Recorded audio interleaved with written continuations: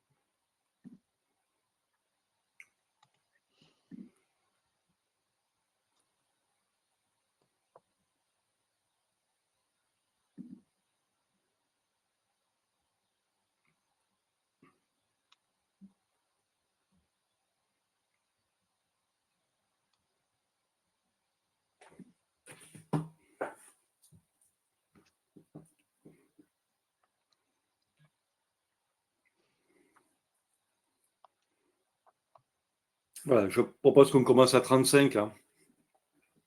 Donc, juste le temps aux dernières personnes de nous rejoindre. Bonjour à nouveau à toutes et tous et aux personnes qui viennent de nous rejoindre à l'instant.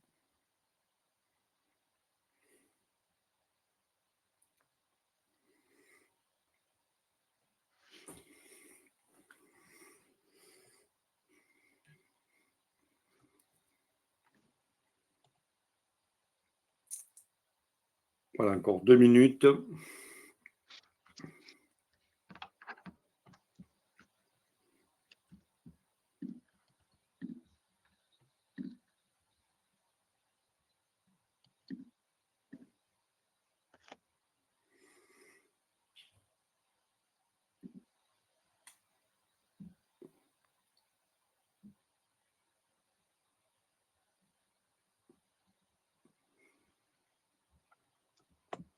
Voilà, je propose à nouveau bonjour à toutes et à toutes, toutes les personnes qui nous rejoignent à l'instant. Alors, je vais juste introduire pour l'instant donc ce webinaire. Donc, merci à toutes les personnes ici présentes de nous rejoindre aujourd'hui pour ce webinaire qui est, comme vous le savez, qui s'inscrit bien entendu dans le cadre du Cybermois, puisque nous sommes toujours dans le cadre du Cybermois, qui est aujourd'hui, vous le savez, ce Cybermois est orienté sur les faits historiques qui seraient en lien avec la cybersécurité. On a choisi de vous prendre celui-ci en particulier, tous pour un pour tous et tous pour un, d'accord? Puisque l'idée, c'était avec nos 3 sociétés, puisque nous représentons avec Fabien et Sylvain ici présents, donc 3 sociétés, BlueMind, OKI, NetExplorer. Alors, on va faire référence aux mousquetaires. Alors, ce n'est pas nous qui étions en charge de protéger les bijoux de la couronne, puisque on n'était pas en charge de protéger ce qui était au Louvre. Mais là, on va vous parler de cybersécurité, notamment le fait que ce soit allié entre 3 sociétés, donc pour aujourd'hui proposer des solutions qui vous permettent de communiquer, de piloter et de protéger. Alors, bien entendu, pour quelques règles pour ce webinaire, on a coupé bien entendu vos micros pour ne pas entendre tous les bruits de fond. Vous avez la possibilité à tout moment de poser des questions donc, dans la partie chat. Et si vous avez des problématiques de son ou de connexion, dites-nous en particulier dans le cadre donc, du chat et on en prendra compte. Bon, ce webinaire va durer quelques minutes. Voilà, si vous me permettez, je vais commencer à introduire les autres mousquetaires que j'ai autour de moi. Donc, je vais commencer par Sylvain, donc côté BlueMind. Oui, bonjour. Donc Sylvain Garcia, je suis directeur commercial de BlueMind et cofondateur. Donc je vais vous présenter la partie communication lors de ce webinaire. mais j'en dirai un peu plus plus tard. Merci Sylvain. Bonjour Et Fabien. Donc, Fabien. Et bonjour à tous. Donc, du coup, Fabien Jabreau, je suis le responsable marketing et communication chez NetExplorer. Et donc, du coup, moi, je m'occuperai de vous présenter toute la partie stockage et collaboration. je me suis fait adjoindre aussi côté OK de Pascal. Pascal, je peux dire deux petits mots. Oui, bonjour, donc Pascal Pérez, je suis associée, cofondatrice avec Jean-Marc Sepio au sein d'Okai. Parfait. Merci. Donc, merci à nouveau à tous les participants de ce webinaire, hein. Alors, juste un petit mot en présentation. Donc, comme Pascal l'a abordé, donc je suis avec Pascal, nous sommes les deux cofondateurs de la société Okae, qui est une société qui est en charge, qui est éditeur donc, de solutions logicielles, notamment dans le pilotage de solutions de crise cyber. Et notre solution vous permet de vous préparer bien entendu, mais aussi de être en capacité de réagir face aux cyberattaques. Vous le verrez aujourd'hui à travers la solution qu'on vous présentera, puisqu'on va prendre quelques minutes pour vous présenter notre solution, avec ces deux solutions qui existent en termes de pilotage de crise cyber et aussi de simulation, puisqu'on a aussi un outil qui permet aussi d'organiser donc, des exercices de crise automatisés. Donc on travaille avec des sociétés de différents secteurs d'activité et vous retrouvez en bas de page, bien entendu, les endroits où les plateformes d'achat avec lesquelles nous travaillons, mais aussi les associations avec lesquelles nous sommes participants, et notamment Exatrust en particulier. Voilà, je ne vais pas aller plus loin. Alors, juste quelques éléments de contexte pour introduire quand même ce sujet, puisque si on parle aujourd'hui de cybersécurité, c'est aussi que, vous le savez, hein, la menace, elle est toujours présente, elle est même en hausse, malheureusement, et elle est complexe, puisque derrière, pas uniquement que certains acteurs sont visés, mais aujourd'hui, on a des attaques qui sont quasiment à toute échelle, qui utilisent aussi des nouvelles technologies comme l'IA. Et on le voit bien de par l'actualité aussi, ces menaces touchent toute activité. On ne peut pas dire aujourd'hui qu'une activité est plus à l'abri que l'autre, ou un secteur plus à l'abri que l'autre en particulier. D'accord ? Tout ça, malheureusement, prospère parce que on devrait, si on devait lutter aujourd'hui contre la cybercriminalité, mettre une coopération internationale. Mais vous le savez aujourd'hui, le contexte fait que cette coopération internationale ne se met pas en place, hein, puisque vous savez qu'il y a des litiges entre un certain nombre d'États, et c'est très difficile de pouvoir lutter si on n'a pas une coordination internationale face à la cybercriminalité. Ça, c'est le premier point par rapport à la cybercriminalité, mais moi, je veux mettre aussi en exergue aussi les problématiques que l'on rencontre de plus en plus avec des pannes majeures d'infrastructures. Hein, vous l'avez vécu, et il n'y a pas très longtemps d'ailleurs, hein, puisque on a eu des pannes d'infrastructures majeures, alors qu'il s'agisse du transport aérien, hein, puisque vous le savez, plusieurs États européens ont été perturbés dans leur trafic. Alors, ce n'était pas lié à de la cybercriminalité, mais ces éléments ont montré aussi nos faiblesses face à ces infrastructures critiques. Hein, quand vous n'avez plus de trafic aérien sur les pays, quand vous avez aussi une panne majeure comme celle qui s'est produite dernièrement avec Amazon, d'accord ? On voit bien que si demain ces infrastructures critiques sont aussi touchées, d'accord, par une cyberattaque ou une panne majeure, ça a des effets dominos sur le fonctionnement des organisations. Et même si on n'est pas la cible d'une cyberattaque, le fait d'avoir ces infrastructures majeures qui sont touchées peut avoir des conséquences sur le fonctionnement et sur la continuité d'activité de vos organisations. Alors, bien entendu, il y a quand même des réactions qui sont mises en place par un certain nombre d'acteurs, notamment par les actions européennes et françaises sur de la certification, des sensibilisations, des normes, le rappel aussi de la mise en place de solutions souveraines. Mais moi, je reviens sur un élément qui est important, qui est certes de sensibiliser toute l'organisation sur la nécessité de se préparer, parce que la sensibilisation, la préparation sont des éléments clés aujourd'hui. Et ce n'est pas uniquement l'affaire d'experts, mais c'est l'affaire de tous, puisque face à ces situations-là, on se doit de se préparer.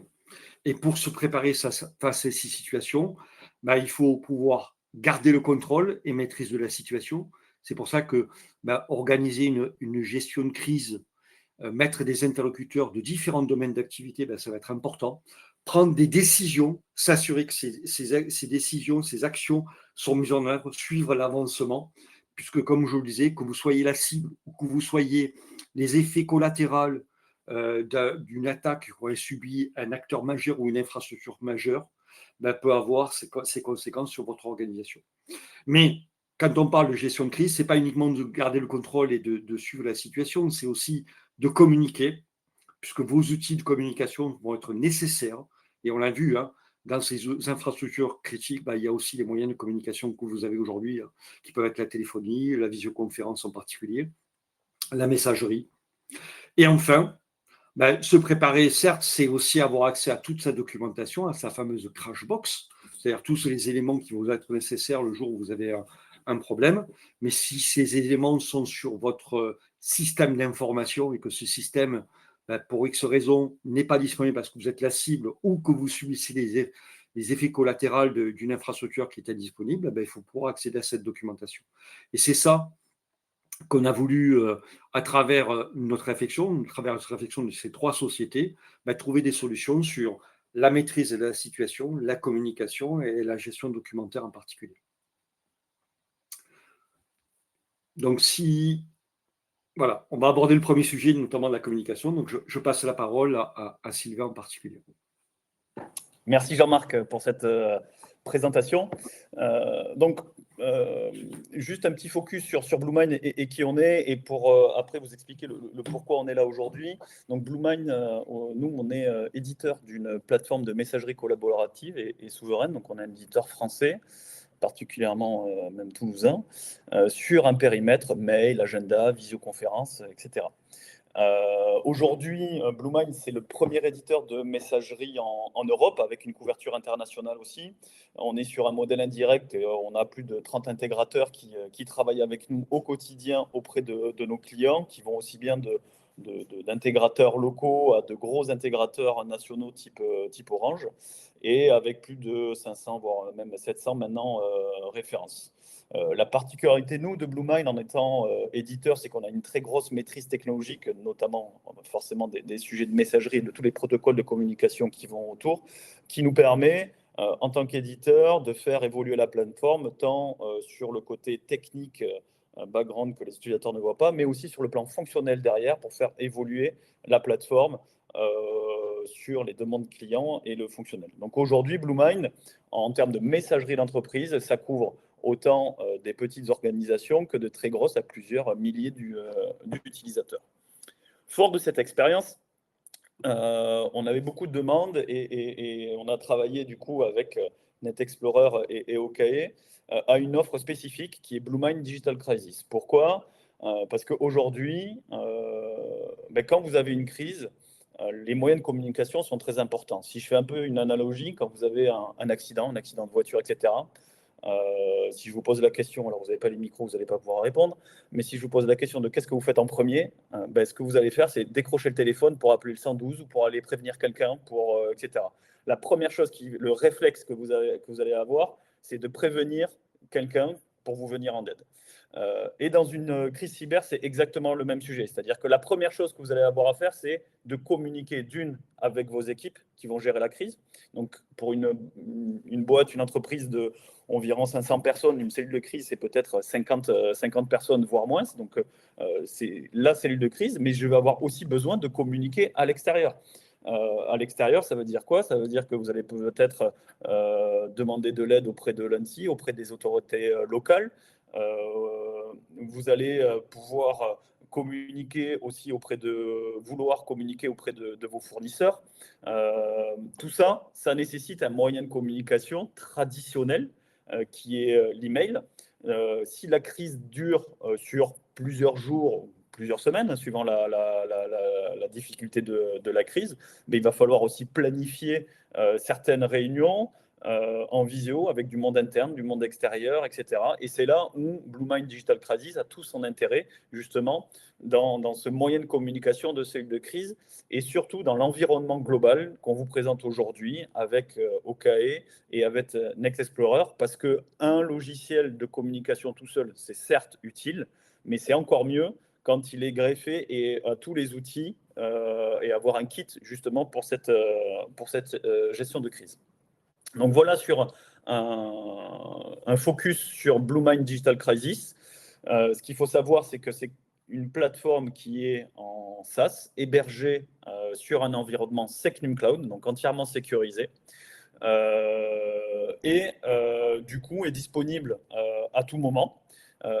Et c'est pas forcément je démarre quand j'ai besoin, parce que forcément, et ça Jean-Marc et Pascal étayeront un peu plus le sujet par la suite, ce que vous avez besoin, c'est d'une plateforme qui va gérer cette crise-là, les moyens de communication, le partage de fichiers, la crise en elle-même. Mais vous avez besoin de cette plateforme aussi avant la crise. Pourquoi? Pour pouvoir s'entraîner. Et donc, du coup, la plateforme en reste à disposition pour que justement les gens puissent prendre en main cette solution-là, s'entraîner, faire des simulations, etc. Voilà. Donc, voilà pour Blue Mind Digital Crisis. Je vais passer la parole à Fabien, du coup, qui va vous présenter du coup, le second volet qui est tout au plus intéressant, qui est la gestion des fichiers. Ok, super, merci Sylvain. Donc du coup, donc un peu le même principe que Sylvain, avant de faire de parler de ce kit souverain et de l'intérêt de Net Explorer dedans, je vais vous faire un petit focus quand même sur l'entreprise et vous expliquer qui on est. Net Explorer, en fait, donc c'est un éditeur de logiciels français, et tout comme nos amis Oka et Bluemind toulousains. On est spécialisé aujourd'hui dans des solutions de partage et de stockage de fichiers pour les organisations. Aujourd'hui, on va dire qu'on propose deux grandes solutions. Une qui est vraiment dédiée qu'à du partage, avec vraiment toute la simplicité et la sécurité qui va derrière. Et une deuxième solution qui est Net Explorer Workspace, celle sur laquelle je vais faire un focus aujourd'hui dans le cadre de ce partenariat pour ce kit souverain. Aujourd'hui, Net Explorer, c'est à peu près 2000 organisations clientes partout en France et en Europe, tout secteur d'activité confondu, et de toute taille d'entreprise, allant de petites entreprises de quelques personnes à des entreprises avec plusieurs milliers de collaborateurs. Donc du coup, aujourd'hui, la mission de Net Explorer, c'est vraiment de pouvoir venir simplifier et sécuriser la gestion documentaire des organisations dans un cloud souverain. Je reviendrai sur cette notion de souveraineté juste après. Et en fait, le projet, c'était de venir se greffer effectivement à OK. Ce que Jean-Marc l'a bien expliqué, pendant une gestion de crise et si votre système informatique est complètement neutralisé, vous avez aussi besoin de pouvoir accéder à votre documentation que vous avez décidé de stocker, soit la totalité ou en partie, en tout cas, pour pouvoir gérer la crise. Mais sans parler de juste uniquement cette accessibilité, vous allez aussi pouvoir venir collaborer, c'est-à-dire que vous allez pouvoir éditer, coéditer sur différents formats de fichiers, que ce soit du Word, de l'Excel, du PowerPoint. Vous allez pouvoir venir réviser ensemble ces différents documents. Et donc, du coup, ça va vous permettre à la fois de pouvoir collaborer pendant cette gestion de crise et continuer de travailler aussi parce que, effectivement, il y a une crise, mais il faut pouvoir continuer derrière à produire ou autre. Et donc, du coup, c'est ce que va permettre Net Explorer dans ce cas de ce kit souverain, tout en ayant les mêmes fonctionnalités de partage et de sécurité. Sur la sécurité, évidemment, c'est un focus important que l'on doit faire, et encore plus dans ce partenariat dans ce kit souverain. C'est qu'aujourd'hui, en fait, nous maîtrisons la totalité de notre logiciel. C'est-à-dire, on maîtrise à 100%, que ce soit du développement logiciel jusqu'à l'infrastructure, étant donné que nous disposons de nos propres serveurs dans des data centers à Paris. Donc, du coup, la donnée est vraiment hébergée chez nous, sur des infrastructures qui sont entièrement sécurisées, donc complètement déconnectées de votre système informatique, ce qui vous permettra toujours d'avoir cette accessibilité. Nous avons toute cette conformité réglementaire par rapport à la législation française et européenne. Et évidemment, le fait de pouvoir développer nous-mêmes ces solutions, de gérer nous-mêmes cette infrastructure et ces serveurs, ça nous permet d'avoir des protections qui sont ultra renforcées, c'est-à-dire d'avoir tout ce qu'il faut derrière, des protections et des analyses antivirales, des détections de ransomware et autres. Derrière, pour mettre le coup de tampon qui va avec, eh ben, évidemment, on a toutes les certifications qui vont dessus, c'est-à-dire l'ISO 27001 pour la sécurité, 9001 pour la qualité, l'HDS, hébergeur de données de santé, qui nous permet de pouvoir aussi équiper le milieu médical, et ça nous permet d'être conforme aux directives NIS2, DORA et IDAS. Donc voilà vraiment pour cette présentation de Net Explorer, cet intérêt dans ce kit souverain de pouvoir vraiment gérer toute la brique gestion documentaire en cas d'une crise. Merci Fabien. Donc, merci aussi Sylvain pour ton intervention. Alors, comme vous le voyez, hein, l'intérêt, c'était réellement de monter avec ces 3 sociétés toulousaines qui sont voisines en plus les unes des autres, de monter une solution souveraine de pilotage de crise qui a associé nos 3 domaines de compétences, hein, pilotage de crise, communication, stockage documentaire. Pour rendre un peu plus concret ces éléments, parce que ça peut paraître virtuel, comment 3 sociétés peuvent travailler ensemble, je vais passer la main à Pascal, donc pour une démonstration plutôt pratique, hein, pour vous montrer en très peu de temps, bien entendu, comment ça s'intègre en particulier, hein, de façon à ce qu'on comprenne comment nous, on a travaillé avec nos 3 sociétés sur du R&D pour intégrer dans une seule solution donc, de pilotage de crise ces 2 composantes de communication de secours et de stockage sécurisé collaboratif de documents. Pascal, ici. Merci Jean-Marc. Donc, je vais partager avec vous. Vous allez dire si vous voyez mon écran. Parfait. C'est bon? Voilà. Donc, ici, vous êtes effectivement dans la solution de pilotage des cellules de crise, d'accord, qui est utilisable, comme l'expliquait Jean-Marc, autant en crise réelle qu'en mode entraînement. D'accord? Donc, on peut se préparer, mais également pouvoir gérer des crises réelles. Donc, je vais rentrer directement dans ce qu'on appelle une cellule de crise, puisqu'on a virtualisé ce qu'on appelle les cellules de crise. Alors, qu'est-ce qui est important dans la cellule de crise? Et on vous l'a dit, c'est de piloter, d'attribuer des actions, de stocker les informations et de pouvoir assurer un suivi de tout ça. Donc, le but, c'est d'avoir une main courante qui est le centre et le cœur de l'outil qui va permettre collaborativement de partager toutes ces informations et d'attribuer des actions à tous les membres des cellules de crise, qui soient des membres internes, mais également des participants qui peuvent être externes à votre organisation. D'accord? Donc, comme vous le voyez ici, c'est une main courante qui a été alimentée depuis quelques temps. Donc, il y a beaucoup de choses qui se sont produites. Ce qu'il faut savoir également, c'est qu'on met à disposition vos fiches réflexes, c'est-à-dire que vous allez pouvoir paramétrer vos fameux plans d'action qui vont vous permettre de pouvoir regarder toutes les actions que vous aviez prévues dans le cas de cet incident majeur. Hein, bon, on va dire que c'est un ransomware. Et ce sont des actions, effectivement, que vous pouvez attribuer uniquement en prenant de votre plan d'action une action et de pouvoir l'attribuer à un participant, à des groupes de participants, ou même pouvoir les envoyer à d'autres cellules de crise éventuellement.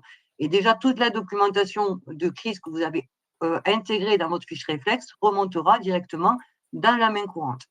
Là, je vois par exemple que Jean-Marc m'a envoyé une information en disant connectez-vous sur la messagerie de secours. Ça veut dire qu'on a tout coupé. Donc, on n'a plus accès à une messagerie. Donc, c'est très simple ce que vous a expliqué Sylvain au travers de BlueMind. À ce moment-là, on y va. On a une petite enveloppe ici. Et quand je clique sur ma petite enveloppe, je vais tomber sur ma messagerie de secours. Alors, on va attendre que ça s'ouvre, qui est ici, qui va me permettre d'écrire des messages et d'envoyer des emails à n'importe qui, que ce soit en interne, en externe, d'accord, puisque c'est une messagerie, mais une messagerie particulière parce que votre adresse DNS, vous allez voir, ne sera pas l'adresse de votre société, mais on choisit généralement un nom de domaine qui est complètement anonymisé, mais qu'il faudra bien sûr communiquer à vos interlocuteurs, institutions, partenaires, fournisseurs, etc., pour dire désormais, voilà notre adresse mail de secours. OK ? Bien entendu, de la messagerie, on vous l'a dit, alors là, je ne peux pas l'actionner, mais on pourrait très bien tout de suite aussi se connecter à une visioconférence. Donc là, on ouvrirait la salle de visioconférence. On va être en conflit avec Livestorm, donc je ne peux pas le faire, mais très simplement, on peut accéder à sa visioconférence. D'accord ? D'ici également, je vois que Jean-Marc a donné des actions à Charlotte, qui est membre de la cellule de crise. On vous a dit prendre des décisions, c'est bien, mais il faut assurer un suivi et des clôtures de ces actions. Tout est assuré dans la main courante, c'est-à-dire que je peux, moi, en tant que, vous voyez, moi, je suis avec un rôle déjà de gestionnaire de crise, je peux très bien dire, oui, OK, je vais faire ça, et on va me dire, OK, on est en train de le faire. Et vous voyez que tout s'incrémente, c'est-à-dire à chaque fois, j'ai le suivi d'action qui va pouvoir se mettre à jour dans la main courante, horodaté. Et pareil, si je veux clôturer l'action, je vais dire que c'est fait. On m'a dit déjà de me mettre sur la messagerie de secours, donc tout ça est fait. Alors, cela ne suffit pas, bien entendu, c'est-à-dire que si on n'a plus accès à rien, si on a bloqué les serveurs et les accès, j'ai besoin également à un moment donné d'accéder à ma documentation de crise. Et là, c'est très simple également, c'est-à-dire qu'à un moment donné, je pourrais très bien dire, je vais aller chercher mon plan de communication pour communiquer envers tout le monde. Je vais dans mon espace NetExplorer, donc c'est l'espace qu'on a intégré en R&D, où on m'a donné des droits, d'accord? Donc, ces droits sont donnés au travers de la base Digital Crisis Response, mais on peut me donner des droits qui peuvent être des droits d'écriture, de téléchargement ou pas. Donc, on peut aller jusqu'aux droits, les niveaux les plus fins dans la solution. D'accord? Donc, par exemple, si je vais dans l'espace communication, j'ai un plan de communication. Alors, bon, évidemment, il n'y a rien dedans. Mais ici, on m'a donné tous les droits, c'est-à-dire je pourrais modifier, comme l'a expliqué Fabien en ligne. Donc, je suis indépendante des outils Microsoft, on va être clair, donc de Word, Excel, PowerPoint. Je peux très bien collaborativement modifier des documents, les renommer, les copier, les télécharger, mais également les partager avec des personnes externes à mon organisation, typiquement pour des retours d'expérience qu'on a eu de nos clients. Ils peuvent partager, par exemple, tous les journaux de log pour les envoyer à leurs prestataires pour pouvoir analyser tout ça. D'accord? Donc, on pourrait supprimer, etc. Mais tous ces droits-là sont donnés au travers de notre solution. C'est-à-dire, pour vous montrer très simplement, c'est des gens qui vont, comme dans vos outils aujourd'hui de partage de documents, donner des droits les plus fins, de dire, voilà, je donne les droits à ces personnes-là. Et vous voyez, c'est là qu'on va dire, on va déterminer quels droits on donne à chaque personne. Voilà. Très simplement, je ne vais pas aller plus loin parce que le but, ce n'est pas de faire une démo complète, mais c'est de vous montrer qu'effectivement, l'association de ces 3 logiciels permet réellement de donner des fonctionnalités essentielles quand on est dans une crise cyber, qui sont de piloter, comme vous le voyez là, de communiquer au travers de la messagerie et d'accéder à toute sa documentation de crise également, qui est complètement sécurisée. Donc, tous les plans de continuité d'activité, les plans de reprise informatique, etc., qui peuvent déjà être stockés dans votre environnement. Je n'en dirai pas plus à aujourd'hui. Merci Pascal. Alors, ce que vous venez de voir à l'écran est un environnement privatif sur lequel on vous a expliqué qu'on avait un environnement qui était dédié par chacun de nos clients et on tient, comme côté BlueMind, comme un Net Explorer aussi, d'utiliser aussi un environnement qui n'est pas connecté à votre système d'information, puisque ce qui nous rend résilient par rapport à votre système, et souverain, comme on a insisté, puisque derrière, qu'il s'agisse de Sylvain ou de Fabien, côté BlueMind ou Net Explorer, on tient à avoir des environnements qui sont souverains, d'accord, qui répondent à des standards, qu'il s'agisse de HDS, donc hébergement de données de santé, ou Secnum Cloud, d'accord, puisque derrière aujourd'hui, il y a aussi une volonté d'aller dans ce domaine-là. Et l'idée, c'est de vous offrir quelque chose qui ne nécessite pas une application, parce que nécessiter une application, c'est déployer sur votre parc, sur votre PC, sur vos tablettes, sur vos téléphones, ces éléments, alors qu'en ayant une solution SaaS avec des solutions de sécurité, bien entendu, parce que tout ça intègre des solutions de sécurité. Un utilisateur ne rentre pas comme ça dans l'application, n'accède pas aussi aux fonctionnalités que vous avez vues de messagerie ou d'accès documentaire. Tout ça est sécurisé, puisqu'on a voulu mettre en place un système de sécurité. Et c'est pour ça que l'association de 3 sociétés françaises, toulousaines, le R&D qu'on a mis en place nous a permis de proposer cette solution-là et de vous permettre d'avoir accès au meilleur de nous, chacune de nos sociétés, puisque c'est le meilleur de nos savoir-faire qu'on a mis en commun pour proposer une solution qui réponde à ces 3 besoins, qui est de piloter, de maîtriser une crise, ou de préparer mon organisation à en gérer une, de communiquer, même en situation de crise, quand même mes systèmes sont touchés, ou d'accéder à tous mes documents, tous les éléments essentiels d'information et de me permettre d'assurer une continuité, même si c'est en mode dégradé, mais d'assurer une continuité d'activité de mes activités en particulier. Voilà. Si vous avez des questions, on va peut-être les prendre. Alors, il y a quelques questions. Ah, tu prends ou je prends, Sylvain, comme tu veux. Alors, on va y aller. Stéphane, donc nous avons une question. Quelles sont les différences? Pardon? Alors, c'est pour Fabien. Quelles sont les différences entre Net Explorer et des solutions comme Nextcloud? Alors, Fabien, tu as le micro coupé. Je ne sais pas s'il m'entend, Fabien. Excusez-moi, désolé. Ouais. Donc, oui, bien sûr, ouais, c'est une bonne question. Bon, déjà, au niveau de la solution, il va falloir, je vous invite avec grand plaisir à venir tester la solution. Vous y avez accès gratuitement et vous le verrez par vous-même. Après, la grosse différence, vraiment, ça va se jouer sur le fait que Nextcloud, c'est de l'open source.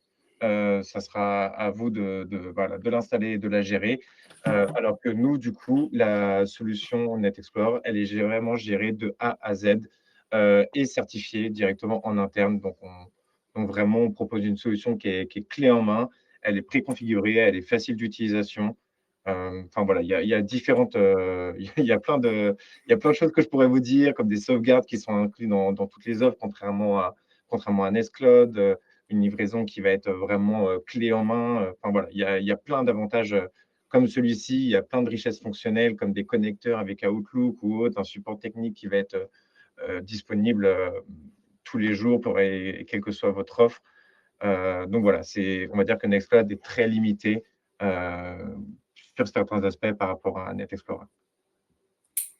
Merci Fabien. Alors Jean-Marc, question, on va dire globalement sur le kit d'urgence souverain.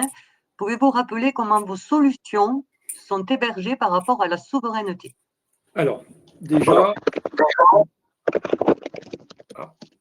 mon principe, c'est de pouvoir avoir un environnement, alors sur la partie gestion de crise, avoir un environnement qui est ce qu'on appelle un single tenant, c'est un environnement privatif. D'accord?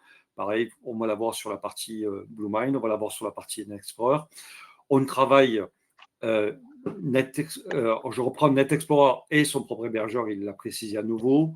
Nous travaillons pour OKE exclusivement avec la filiale de Dassault Systèmes. D'accord ? On ne travaille pas avec des hébergeurs américains basés en France, mais plutôt avec des Français hébergés en France ou en Europe. D'accord ? C'est une condition de souveraineté.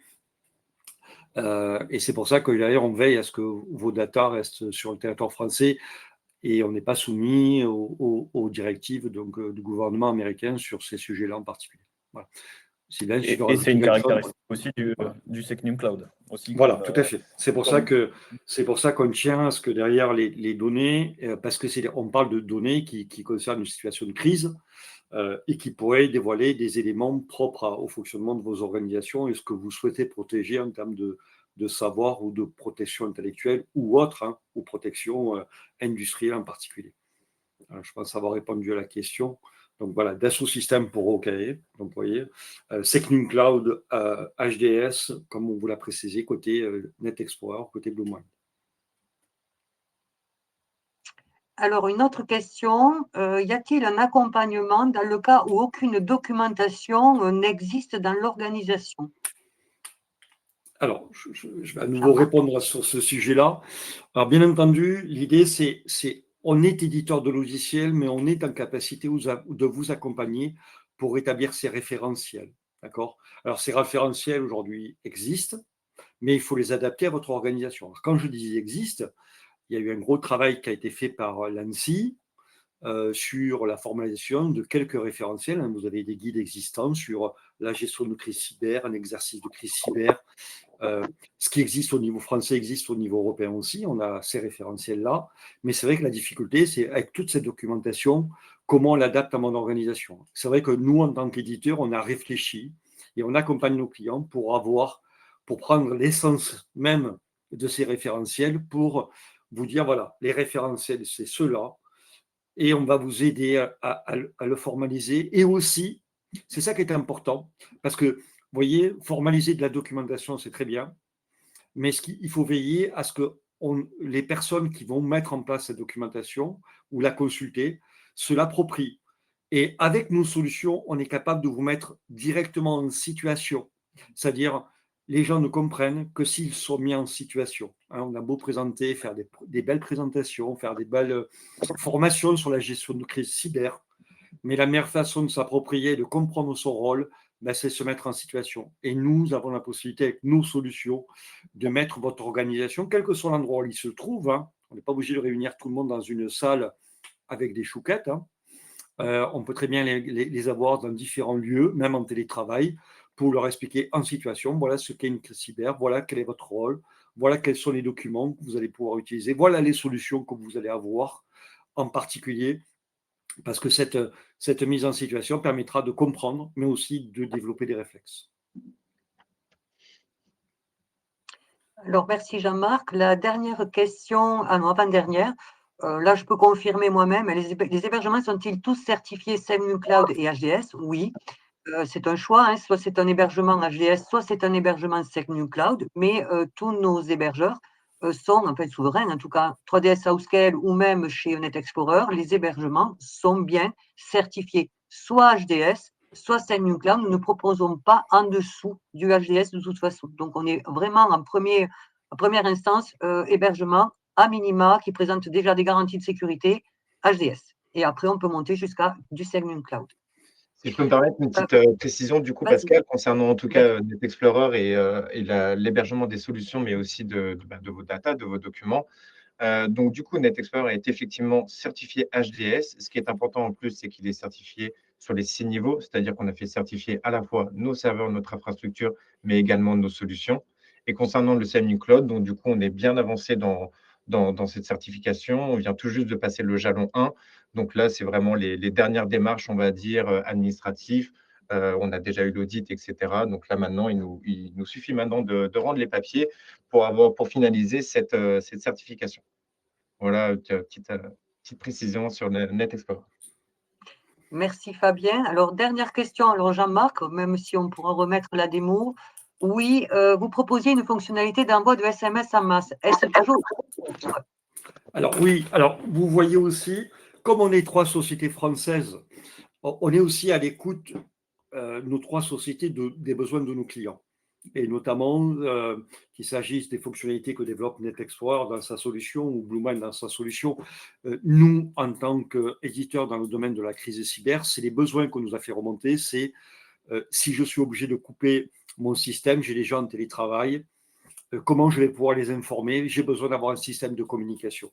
D'accord? Ça, c'était le besoin qui était de donner l'information si je coupe mon système d'accès par VPN notamment. Et d'autres éléments parce que j'ai besoin d'informer mes collaborateurs pendant la situation. Et on a développé cette fonctionnalité qui nous permet aujourd'hui, qui vous permet, dans la solution de gestion de crise cyber, de pouvoir envoyer des informations en masse, alors par le biais du SMS, par le biais d'un mail aussi, et de pouvoir avoir un système un petit peu de remonter l'information à vos collaborateurs, à vos fournisseurs, à vos partenaires, d'accord? Bien entendu, ça nécessite de préparer un petit peu avant ces fameuses listes d'envoi de numéros de téléphone ou d'adresse mail que vous allez pouvoir stocker en plus. Et il y a l'intérêt d'avoir une solution comme NetExplorer qui vous permet de stocker à l'extérieur de votre système d'information toutes ces coordonnées-là sur un format d'un fichier. Vous allez importer en disant, voilà, j'ai rédigé mon petit message, j'importe mon fichier sous forme CSV et j'envoie en masse des SMS ou des mails à mes fournisseurs, à mes collaborateurs, ce qui va me permettre aussi de les tenir informés de ma situation et de l'évolution de ma situation, parce qu'une communication est nécessaire pendant toute la durée de l'événement en particulier. Alors, une dernière question, et je vais y répondre. Donc, par rapport à l'exercice Rempart 25, avez-vous des clients qui ont pu éprouver vos solutions à cette occasion avec vos clients, par exemple? Alors, certainement, certains de nos clients ont dû utiliser la solution pour pouvoir gérer l'exercice Rempart. Ça, ils ne nous l'ont pas dit forcément. Par contre, ce que nous pouvons vous dire, c'est que nous avons des organisations qui ont participé à cet exercice Rempart 25 de l'ANSSI et qui se sont rendus compte des manques qu'ils avaient dans l'outillage. Donc, on a plutôt aujourd'hui une demande croissante de démonstration et je dirais de souscription, puisqu'ils se sont rendus compte, grâce à cet exercice Rempart 25, qu'il était indispensable aujourd'hui de s'outiller tant sur une communication de secours, donc messagerie et visio, l'accès, alors là c'est primordial, à la mallette de crise qu'on appelle, à la crash box, dans la documentation, parce qu'effectivement, on se rend bien compte vite qu'on n'a plus de moyens d'accéder à toute notre documentation de crise, et ça c'est vraiment pénalisant quand on est en situation de crise. On a déjà vécu, il y en a qui les ont mises dans des armoires fermées à clé, ils ont tout imprimé, mais ils n'ont plus la clé, donc comment faire pour retrouver? On a même eu des clients qui sont retrouvés avec des systèmes de badge déconnectés, ils ne pouvaient plus rentrer dans la salle de crise physique, donc ils n'accédaient plus à la documentation. Donc vous voyez, oui, là ils s'en sont bien rendus compte. Et bien entendu, le pilotage, la main courante, parce qu'aujourd'hui on nous demande toujours des éléments de preuve horodatés, de savoir qu'est-ce qu'on a fait, où on en est, qu'est-ce qui n'a pas été fait, etc. Donc oui, l'outillage aujourd'hui se rend compte que c'est quelque chose d'indispensable à la gestion de crise cyber. Si je peux me permettre aussi Sera-t-il possible de recevoir l'enregistrement? Oui, on vous enverra l'enregistrement de ce webinaire. Voilà, Lina a répondu, il n'y a pas de souci, vous aurez accès au replay sans problème. Alors, pour ajouter aussi ce que disait Pascal, la notion d'exercice. Alors, certains d'entre vous étaient même inscrits à Rempart 25, mais ils nous ont dit, ce jour-là, on a eu un impératif, on n'a pas pu participer à l'exercice. Est-ce qu'on comment on pourrait rejouer l'exercice? On nous le disait en introduction, on a aujourd'hui mis en place un outil, alors qu'on n'a pas eu l'occasion de vous montrer aujourd'hui, hein, mais qui est un outil qui vous permet de faire vos exercices de façon automatisée, d'accord, qui vous permet comme ça d'éprouver en situation votre organisation, vos procédures, vos outils, comme l'outil de pilotage de crise, comme l'outil de communication de crise de BlueMind et la solution de NetExplorer. Donc, on a aussi un outil qui nous permet de faire des exercices automatisés, de pouvoir vous décharger de toute la partie logistique d'un exercice, c'est-à-dire des appels téléphoniques, des mails à envoyer, des réponses que vous recevez, etc. Donc, ça nous permet d'ailleurs, pour certaines organisations, de récupérer, de leur permettre de rejouer à nouveau Rempart 25. Voilà. Donc, certaines nous ont sollicité pour nous dire est-ce qu'on pourrait rejouer Rempart 25 avec votre solution? Parce que ce jour-là, on n'était pas disponible, parce qu'on a une urgence. Voilà, mais on voudrait le rejouer. On a des éléments, est-ce que vous pouvez l'intégrer dans votre solution?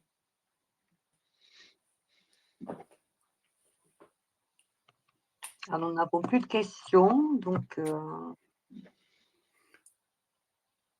Voilà, merci beaucoup. Voilà, merci à nouveau de votre participation. Bien entendu, si vous souhaitez en savoir plus, si la présentation qui a été faite était trop courte pour vous, vous souhaitez avoir une démonstration plutôt pratico-pratique qui durera un peu plus de temps, on peut caler ces rendez-vous de façon à ce que, avec à nouveau pour avoir l'équipe intégralement ou moins de personnes, mais qui pourront vous présenter la même version et vous mettre en situation aussi à travers une petite simulation. Voilà. Donc, merci à toutes et à tous. Super, merci beaucoup à tous. Bon appétit. Et au plaisir de vous revoir. Voilà, et un beau jour du sud-ouest de la France. On reste sur la thématique des mousquetaires, parce que beaucoup de mousquetaires étaient aussi issus de cette région en particulier. C'est d'Artagnan, mais bon, avec le dernier qui est arrivé. Voilà. Merci à tout le monde et bonne journée. Bonne journée. Merci. Au revoir. Au revoir.